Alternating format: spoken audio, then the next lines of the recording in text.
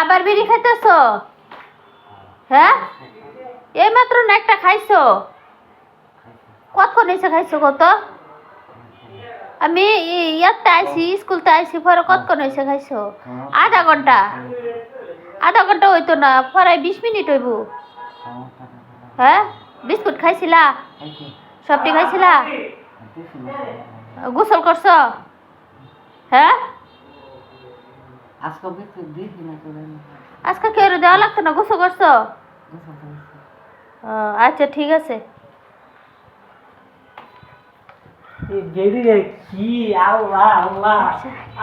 এই যে এখন এই বাজার আনলাম, পেঁয়াজ আনলাম, আলু আনলাম, তেল আনলাম, সরিষার তেল আনলাম।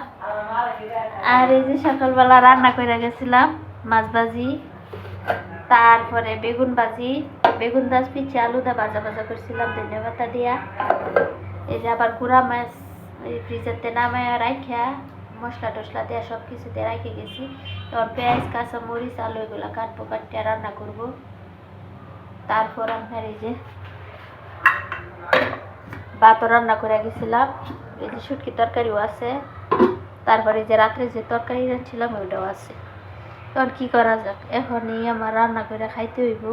মানে যা আছে তাই দিয়ে আজকে দুপুরে খাওয়া দাওয়া সারবো। তারপরে এই মাছের পেঁয়াজটি ভাজি না এগুলো ভাজতে হইব। হাফ হাফ রান্না করে চলে গেছিলাম কেলিকে ফুলার, যেহেতু তাড়াহুড়া, প্রায় 7:30 বাজে বাদেসা আমার যাইতে হইব। ওরে নিয়ে আবার বৈশা থাকতে হয়। ভাবছি একটা বছর বৈশা থাকলে তারপরে হ্যাবসাতে দিয়ে দিলে আর আমার এত সমস্যা হইব না। এই যে এই মাছ ভাজিগুলো করলাম। আর সকালবেলা বিশেষ করে আমার আলু পেঁয়াজ তেল এগুলো আসছিল না, এই কারণে রান্না করতে পারি নাই। এখন নিয়ে আসছি, তারপর রান্না করব।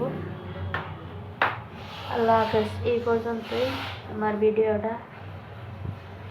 আল্লাহ হাফেজ।